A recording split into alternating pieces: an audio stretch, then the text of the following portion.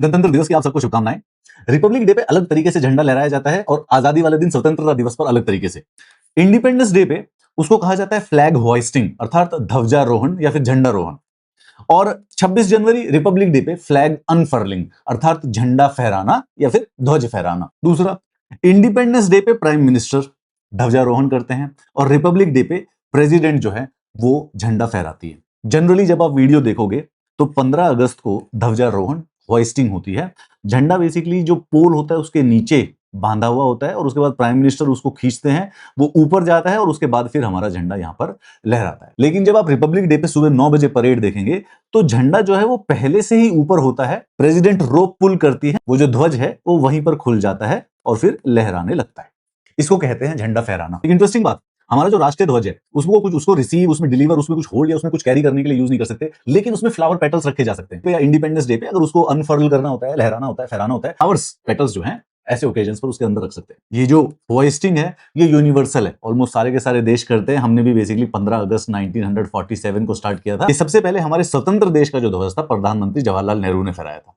उसके बाद ये हमने किया है 26 जनवरी 1950 से स्टार्ट। 26 जनवरी 1950 को संविधान बनकर तैयार हो गया था। हमारे नए राष्ट्रपति राजेंद्र प्रसाद जी चुन लिए गए थे। तो सबसे पहले जो अनफर्लिंग फहराना जो था झंडा था वो किया था राजेंद्र प्रसाद जी ने। इसके पीछे सिंपल लॉजिक था, पहले भाई ऊपर ब्रिटेन का झंडा लगा करता था तो उसको नीचे लाके अब हमारा झंडा, क्योंकि हम आजाद हो गए थे तो इसीलिए ऊपर तक होइस्ट करना है। इसका लॉजिक ये था कि अब हम आजाद तो पहले से हैं बट हमारा देश जो है नया संविधान अपना रहा है तो झंडा तो ऊपर ही है, बस वो ऊपर से अब फहराने लगेगा। ब्रिटेन, अच्छा ब्रिटेन का इंडिपेंडेंस डे नहीं है, they are basically the inventor of the independence day.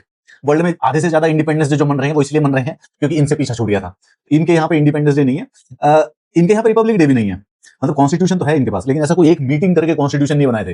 दादा परदादा जो कह गए उसके हिसाब से चलते रहते हैं, परंतु ये करते हैं, होइस्टिंग करते हैं फ्लैग की। इनके यहाँ पे अनफर्लिंग नहीं होता। अंग्रेजों का तो सिंपल है, हम क्या आजादी मनाए भाई, जितनी भी आजादी के दिवस वाली पिक्चरें वर्ल्ड में बन रही हैं उस पिक्चर के अंदर विलेन ही हम हैं सारे के सारे। इविल अंग्रेज, नो। ये तो सेंटा क्लॉज हो गया। यूएसए, इनके यहाँ पे भी जनरली होइस्टिंग ही की जाती है, अनफर्लिंग वाला ऐसा कोई अलग से सिस्टम एग्जिस्ट नहीं करता।